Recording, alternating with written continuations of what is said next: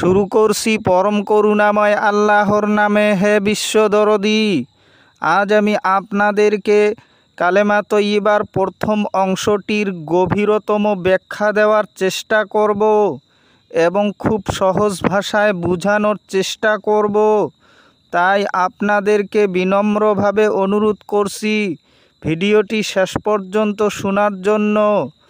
আসুন প্রথমে আমরা কলেমা তয়্যিবার রূপক অর্থটি জানি, তারপর আমি অবশ্যই এর গভীরে প্রবেশ করব। দেখুন দরদী, কলিমা মানে কথা অথবা বাক্য এবং তয়্যিবা মানে পবিত্র, অর্থাৎ পবিত্র বাক্য। পবিত্র বাক্য কি? লা ইলাহা ইল্লাল্লাহু মুহাম্মাদুর রাসূলুল্লাহ।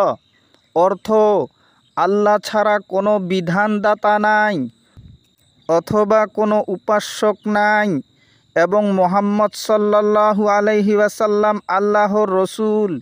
এই তো আমি রূপক অর্থটি বললাম, কিন্তু এর গভীরে কি আছে তাই আজ আমরা জানব।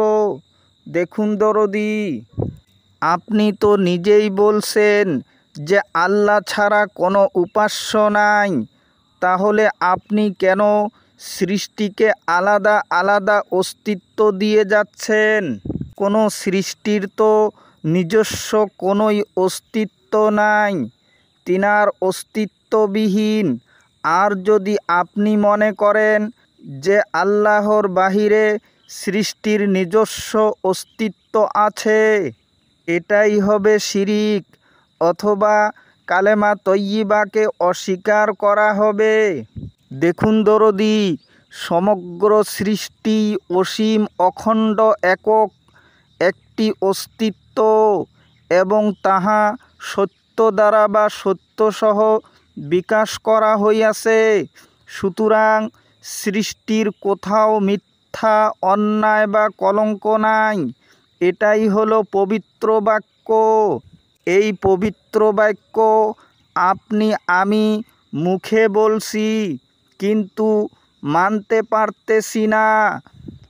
তার কারণ এই অখণ্ড সত্যের উপরে আমাদের জন্য একটা কালো পর্দা পড়িয়া আছে, যেটার জন্য এই মহাসত্য আমরা উপলব্ধি বা দর্শন করিতে পারি না। এই পর্দা বা আবরণ মানব মনের মধ্যে, ইহা আল্লাহর উদ্দেশ্যমূলক সৃষ্টি এবং ইহাই দুনিয়া। মন হইতে এই পর্দা সরিয়ে দিলে দেখা যাইবে সমগ্র সৃষ্টি স্রষ্টার আয়াত, অর্থাৎ স্রষ্টা রব্বুল আলামিন রূপে সমগ্র সৃষ্টির মধ্যে নিজেকেই নিজে বিকশিত ও বিলম্বিত করিয়া আপন ব্যাখ্যা নিজেই প্রকাশ করিয়া চলিয়াছেন। সুতরাং সমগ্র সৃষ্টি তাহারই তফসির।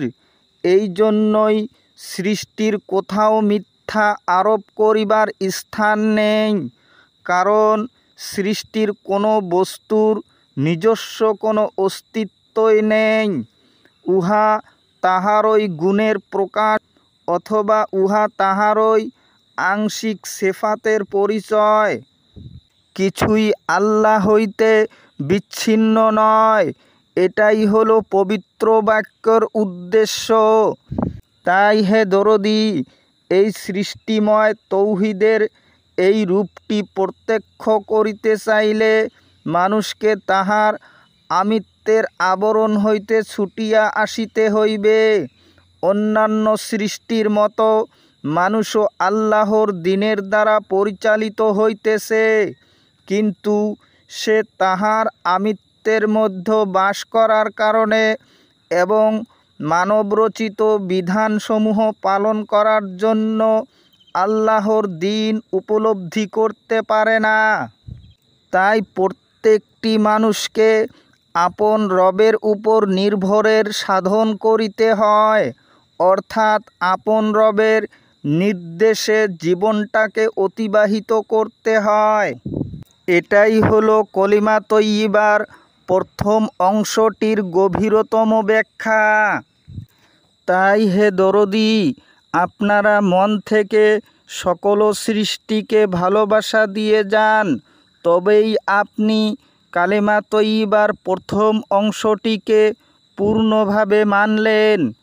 আজ এতটুকু বলে আপনাদের সকলের মঙ্গল কামনা করি আমার কথা শেষ করছি। খুদা হাফিজ।